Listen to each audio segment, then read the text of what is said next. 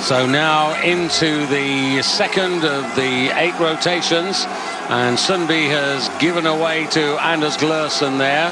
Alex Harvey in red on the near side just going through. Andy Musgrave just on the far side.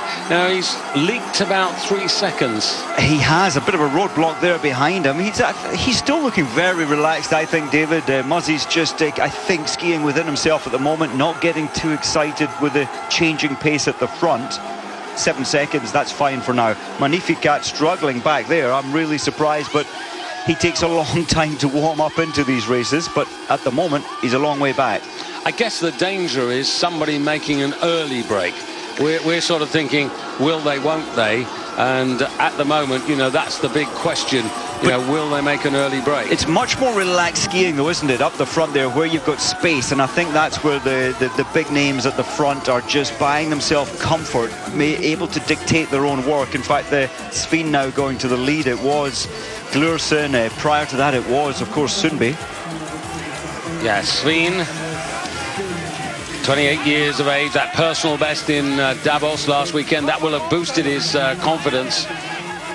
And there you can see in that group there, Burman just ahead of Musgrave. That's interesting. Jens Burman, young Swede, former junior world champion of 15 kilometers in Classic. In fact, he did that last season. And 15 kilometers is very much his sort of distance. And 6th last week in Davos. Good form, and that's what I was looking at. The recent form is quite relevant. Davos at altitude at 1,600 meters, just 200 meters lower here. And those who raced last weekend, they've felt the lungs. Some have come into this race, and you do feel it in your lungs when you're pushing hard like this, if you haven't recently done a previous race at altitude or training. But I think they'll feel very comfortable here because they had that whole week in Davos. So when they came here to La Clusaz, dropped a bit of altitude, and now they're much more acclimatized to the sort of oxygen that they can take in. Very much, and who better than Ushtegov to take the sprints last Sunday in Davos. He's just dictating things at the front. Huge figure of an athlete. And he's a winner over this distance. The late races of last season, not before we went to Canada, in Falun, he won the 15-kilometer race there over today's distance, and Sundby into 2nd place again. Now a lot of single file now, you can see here, but they'll probably be happy with that because it gives them a bit of spacing and it takes a bit of the stress away. It does, but there's no rest whatsoever for the legs. You've got to work around that tight right-hander, and now the second huge sprint actually for the bonus points. And top man gets 15 points, and then it drops. Well, you'll see it run across the bottom of your screen. 14 coming up there. Alexander Ledkov on the left of your picture, the Olympic 50-kilometer champion, taking 3rd place. And that was a strong move by him to get those points. Isn't it strange? Well, Ledkov has had the most podiums here, 3 podiums, and he took his first ever podium here at 2006. And I'm happy to say Musgrave is solidly now in the top 15. He's actually in 13th place and responded in that sprint. Yeah, now let's have a look at this. Oh, we've gone off camera, but interesting to just compare the glide factor on the skis, which is a huge aspect when it comes to the final lap and the descent into the stadium. Sundby wanted the front position again. Oh, athlete down. That's Alex Harvey. It is in red there. And I must say, the atmosphere is terrific, Mike. The spectators, they're really making this race. It's great, isn't it? Absolutely. And you know, that has to lift the local lads, the French lads. But at the moment, well, best Frenchman is Jean-Marc Gaillard, 10th position. Yeah, 5th place there, Alex Harvey after, oh sorry, number 5 I should say, Alex Harvey after that tumble at the back of this little group here. Oh, just his balance, his weight was way off. I would love to have seen them put a little more snow around that bend, bringing it out a little further. It's very tight. But you can see it can be a bit painful if you drop off this because it doesn't look much, but at the speed they're going. Well, look at the pace now that Alex, he was with the pace, and that impact on his main muscle group, it's really slowed him down for a short while. Yeah, and painful when you go down and you just sort of come off this. It's like concrete. The surface on this is absolutely like concrete with a -9 last night. So Sundby, well, Everson not here, or not here, racing. no. So I don't quite understanding that. Yeah, that's after the sprint, that's after isn't the it? sprint. Yeah. He's not involved in the race, so it's a bit unnecessary that. So here we come to the completion now of 6 of the 15 kilometres. Well, it's gone in a flash. Only 12, under 13 minutes for 6 kilometres. So following is Glurson. He's chasing up Sveen, so 3 Norwegians. And remember, it was a clean sweep for the Norwegians in the women's race earlier today. Musgrave there in 13th place, 7 seconds that. He's very much stabilised that position now, which is good. It's very good indeed. Olsen now up further up the pack, about 7th position. That's good news for Sweden. Johan Olsen come back to racing. We'd thought he'd retired after Falun, but he's back again this year. Yeah, and remember, he was the world champion in Falun over 15 kilometres. He was indeed. 1 or 2 people like Johan Olsen taking a sort of later start to the campaign. Very much. I thought Heikkinen just ahead of Musgrave. I thought Matti Heikkinen would maybe try the brave attack early because he doesn't quite have the sprint finish. So 10 on the left of your picture there. There is Johan Olsen in the white. 14 on the extreme left. That's Legkoff again, trying to keep himself out of trouble. And going back to that first podium for Legkoff 10 years ago here, incredibly he had a car accident just 2 days before. Very bad head impact, and he managed to come 2nd position on his 15 kilometre. I mean, Jean-Marc Gaillard, I mean, he's used to the longer distance. I would have expected Maurice Magnificat to be the man for France in this race, but it's beginning to stretch out a little bit. Now, this is where the likes of Andy Musgrave have to be really careful. They cannot allow themselves to be over-detached because that could be a real problem, because if any of these now make the move, we're into the 2nd third of the race, they could be caught napping. Very much. Sundby didn't really want to continue leading there. I saw him move all the way to the right. He's looking behind him. He wants one of his Norwegian teammates. In fact, they have come through now. He wants to share this lead at the front. But in doing that, David, I think the pace has slowed down, hasn't it? Yeah, you can see on the right there, you're looking for bib number 7, and Andrew Musgrave is not that far off this leading group now. Come on, Muzzy, that would be so good. He certainly looked so comfortable in this race so far. There he is, just coming through. Past the post now.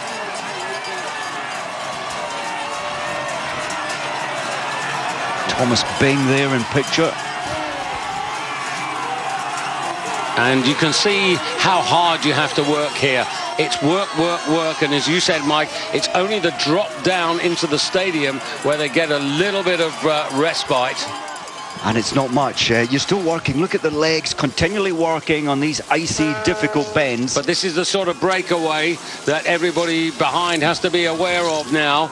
Because you can see that Glurson is brave enough, strong enough. He's being followed there by Finn-Hågen Krogh, wearing bib number 4 for Norway, then Sundby. So Norwegians very much to the fore. Legkoff up there as well for Russia. Looking for Ustergoff at the moment, who wears bib number 15. Still looking comfortable. He's still about 7th or 8th in the middle of the... There he is, in fact. Well, that's Legkoff, sorry, yeah, 14. Legkoff, yeah. And also Heikkinen getting a little bit more involved. Musgrave just at the back on the right there. You can see him on the far side now. Just a little detached at the moment, Muzzy, so his brain will be saying, right, I need to close this gap. We're over half distance. I need to keep contact with the leaders. And there you can see this that's the tantalising gap here. You know, they've really got to close. And when you're in this situation, you've got to make the moves yourselves. You cannot rely on just following the pack that they're going to draw you closer to the leading group. That just simply doesn't happen. Glurson without the hat, leading 4 there. Finn Krogh without the hat, and 11 Sveen without the hat as well. So Norwegians are enjoying this French sunshine as they come round now. And this is the 4th rotation, so this is basically 8 kilometres of the 15 done.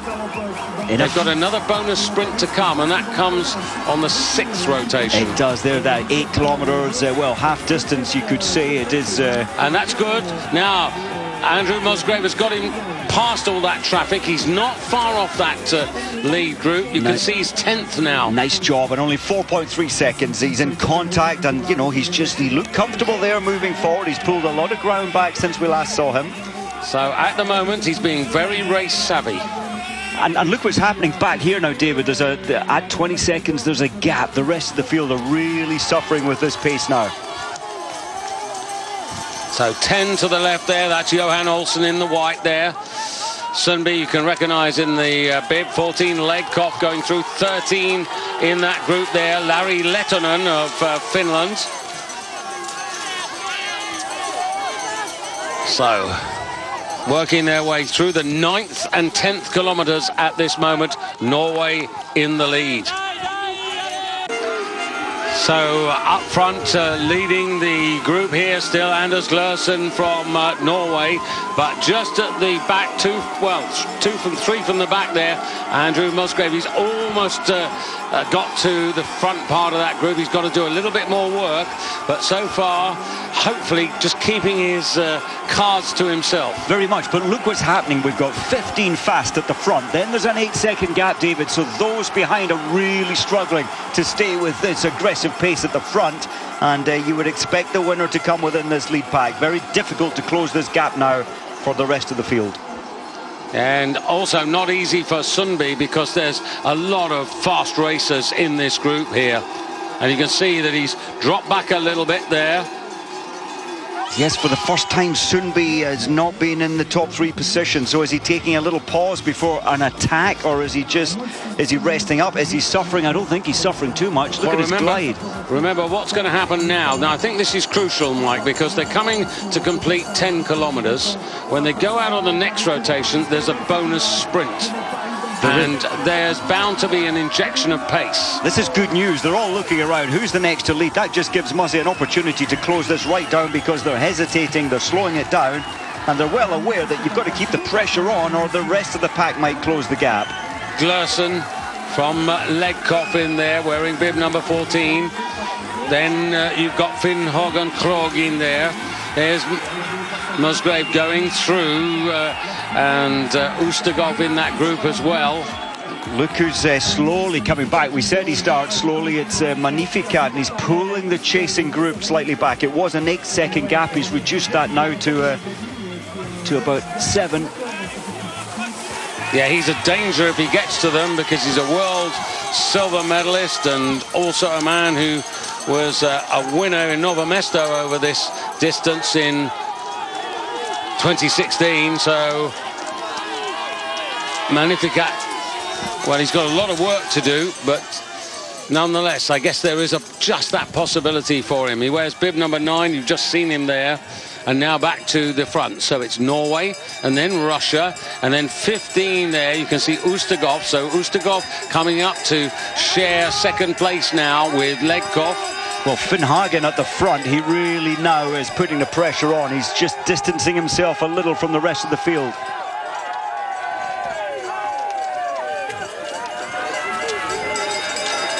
Florian Notz actually having a very decent race from start number 55 in front of Alex Harvey there. It's pretty good, and I think Thomas Bing is still up in this front 15 as well.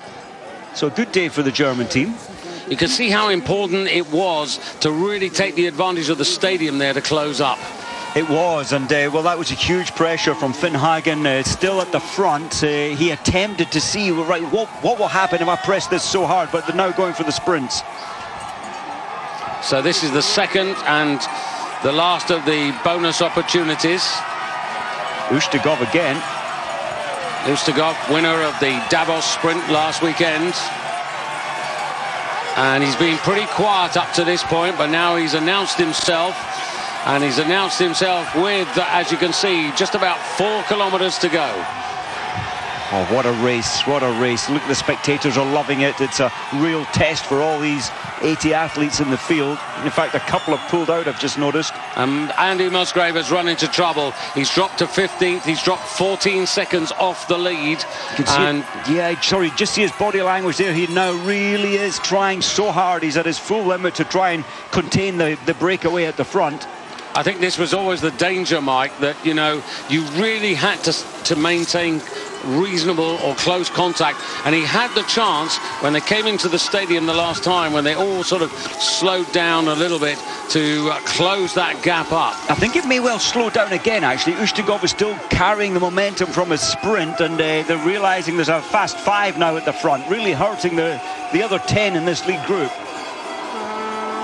But Ustigov, we know that he can be a fast finisher. For there is Finn Hågen Krogh on the right of your screen there. That's Sundby coming back into it now. And this is where we have to really focus on Sundby, because he will be conscious of doing what he's done so many times, which is getting up there and then making a big decisive break and seeing it through to the finish. I'll have to say, Sundby for me is just looking like he can dictate. I thought he was resting back. We saw him earlier. He's got a great glide on his skis down this descent to the stadium. I think he's looking pretty good as usual for another win, but he'll try and break them, I think, on the final rotation. Yeah, he wasn't too much bothered about the bonus sprints. Alex Harvey at the back there as a result of that tumble. It's really done him no good whatsoever. And Sundby with, what, 5, 6, 7 metres now as he comes into the stadium.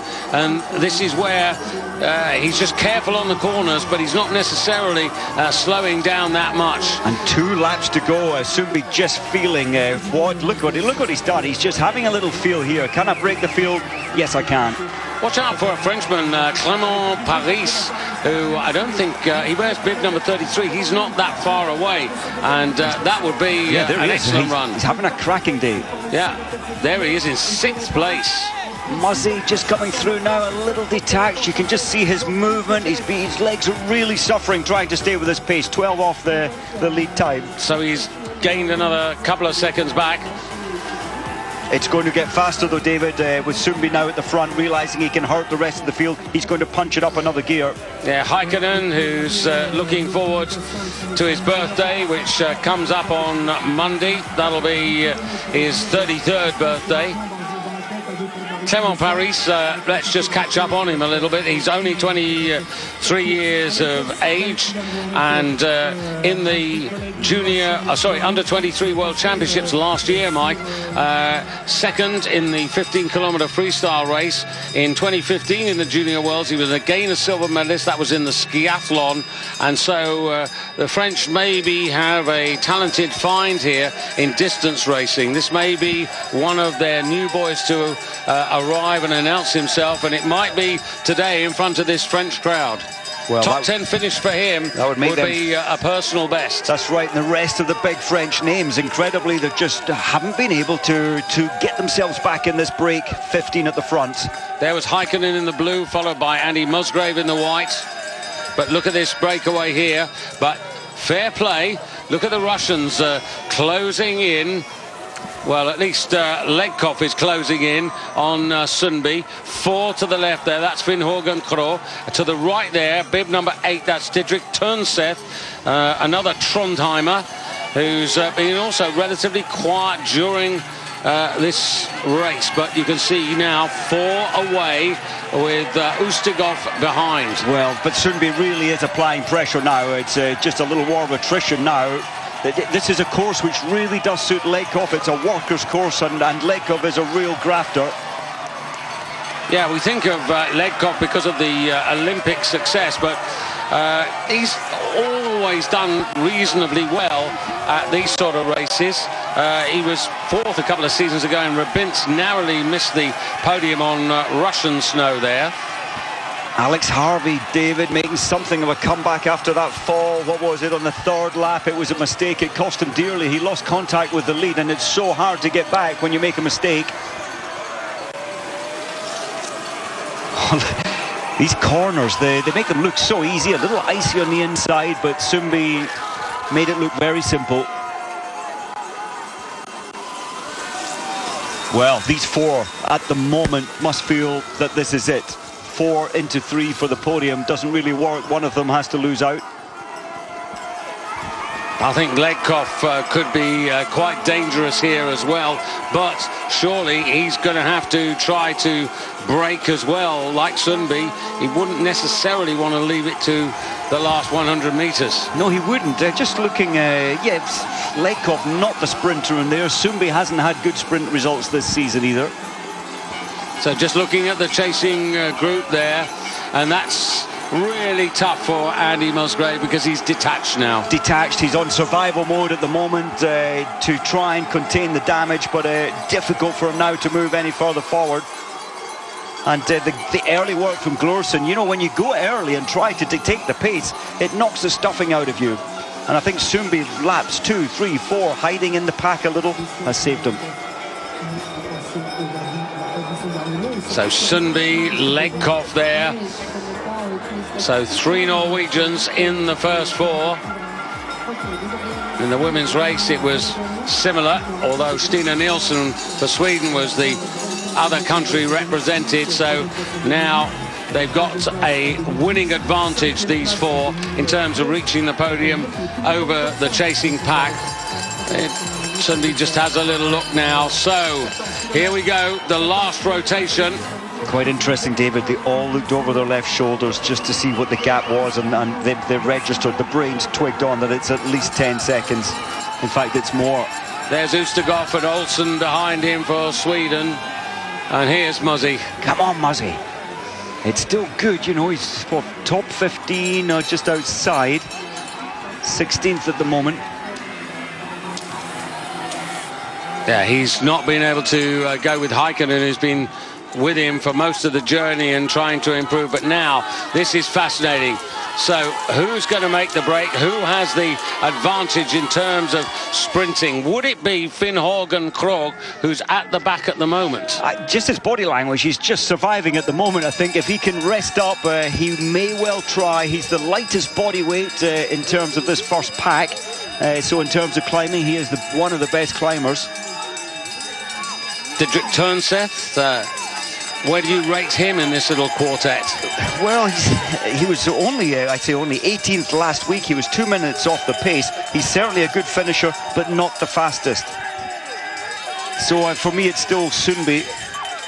And Ledkov will probably be trying to calculate, well, I'm going to have to break them on the track, not in the final 200 metres. This is fascinating now, because they're on the descent, and this is where it's really important that the likes of Finn Krogh at the back there just keep contact. It's great being blessed with a finish as a sprinter, but you've got to maintain contact. And now you can see on the left of your picture, Tønseth, I think. Tønseth now, perhaps deciding that this is the moment. Sundby on the right there. He's followed by Hogg, and then Ledkov, who's decided to follow Didrik Tønseth. Such a severe climb. I think that's great racing from Tønseth, and he's managed to get Ledkov in between him and Sundby. 3 climbs, 3 descents, no respite. Alex Harvey, who's sort of recovered quite well now to be coming up to Ustergaard in that group, and now the run down. Ski's running well here. And Tønseth, it's still Tønseth. Look at Ledkov coming in the slipstream. Of course, Sundby really hauling him in as well. Yeah, Finn Hågen Krogh, can he close the gap on that descent? One final climb, David, the final huge charge. Now, this is the one we've just seen there when Tønseth made that move, but it's not decisive. No, a lot of energy Tønseth has taken out of himself. Sundby back in the lead. Now this is where surely Sundby must have mentally decided, now I'm going to go. I'm going to use this last climb. I'm going to get away from these guys. Oh. The question is, can he? Can he do it, or will they let him? And you can see the chase is really on there. Tønseth has burned out. Finn Hågen Krogh, on the other hand, is the man who's chasing Sundby. The sprinter versus the endurance racer. Well, there's Ledkov in third, and it is Krogh in second. And Tønseth, that early break has cost him dearly. Ledkoff in third, as you rightly say. Although Krog can do the distances, he was fifth in Falun, he was fifth in the World Championships over 15 kilometres, and now you can see that skating star coming in there, that sprinting star. But can he close on Sundby? Sundby in the stadium complex. Now comes Krog putting in the best that he can. Sundby skipping around the corner. Well, Ledkoff's going to get another podium, a fourth podium here. But here comes Finn Hågen Krog on the left of your screen there to take Sundby surely, and there's that sprinting speed that earns him the 100 points. Excellent. Well, that was so intelligently paced and raced by Finn Hågen to take it by 0.3 of a second. Sundby just getting it. He did nothing really wrong, but he didn't have the final punch at the point of needing it most. Great effort by Ledkoff to finish in third place. Turnseth, he tried, but he couldn't sustain. And now coming in to lead the top five, Oosterhoff there, followed by Heikkinen, who made a lot of ground. It's just a pity Musgrave couldn't have gone with him. And Jens Boerman in 10th place. That's another good finish.